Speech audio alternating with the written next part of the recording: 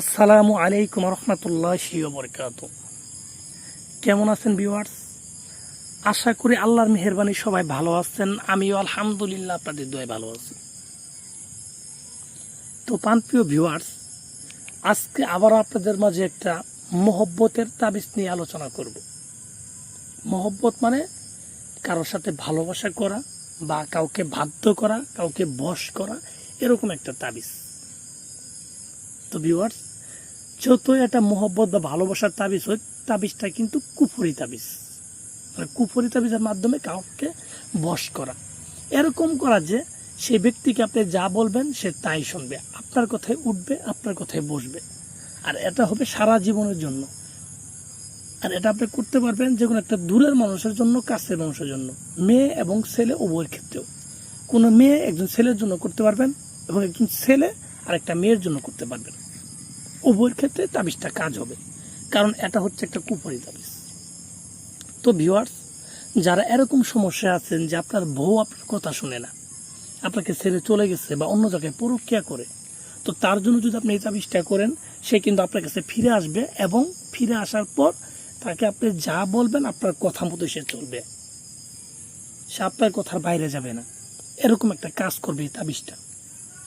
কিন্তু আমি মুখে বলতেছি যে কাজ করবে, সেটার জন্য অবশ্যই আপনার পরিশ্রম করতে হবে এবং পরিশ্রম করে তাবিজটা যেইভাবে বলা আছে সেইভাবে লিখতে হবে, তাহলেই কিন্তু আপনার কাজ হবে। তাছাড়া কিন্তু কাজ হবে না।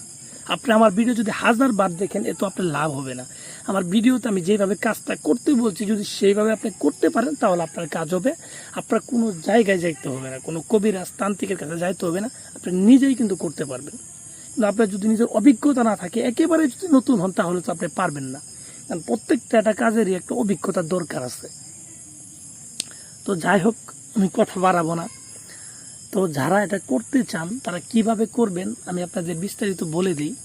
আপনারা মনোযোগ সহকারে শুনেন এবং আমি যেইভাবে বলি সেইভাবে লিখেন। নিজে নিজে কোনো পণ্ডিতি করেন না, এতে কিন্তু আপনার নিজের ক্ষতি হবে। কারণ কাজের পূর্বে বলছি, এটা কিন্তু কুফরি তাবিজ। তো তাড়াহুড়া না করে রিল্যাক্সে আমার কথাগুলো মনোযোগ দিয়ে শুনেন।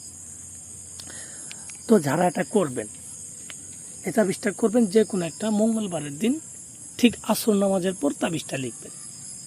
তাবিজটা লেখার জন্য আপনার যাইতে হবে একটা নদীর পাড়ে, যে কোনো একটা নদীর পাড়ে আপনার যাইতে হবে।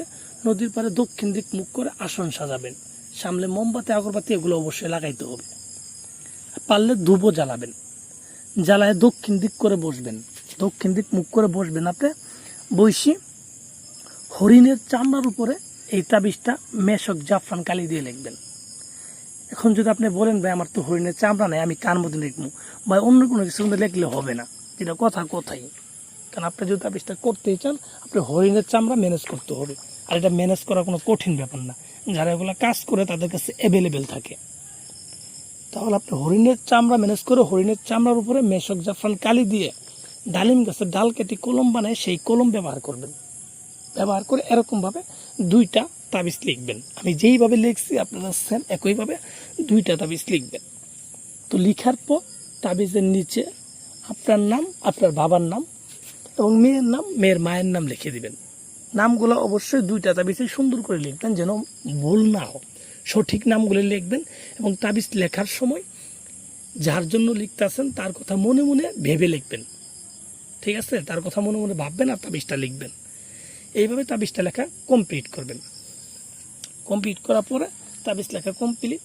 তাবিজ 2টা তামার মাদুলিতে ভরবেন। তামার মাদুলিতে ভরার পর একটা তাবিজ আপনি নিজে ডাইন হাতে কালো সুতা দিয়ে ব্যবহার করবেন। কথাটা আবার বলি, নিজে ডাইন হাতও কালো সুতা দিয়ে একটা তাবিজ ব্যবহার করবেন। ব্যবহার করার পর আরেকটা তাবিজ আপনার কাছে থাকবে, সেটাকে আপনি যে কোনো মিষ্টি ফলদার গাছ অথবা ডালিম গাছ পেলে ডালিম গাছের দক্ষিণ দিকে যে ডালটা আছে সেই ডালে একটা তাবিজ বেঁধে দিবেন, যেন বাতাসে তাবিজটা লড়াচড়া করে। এরকমভাবে তাবিজটা লিখবেন। ঠিক আছে? এমনভাবে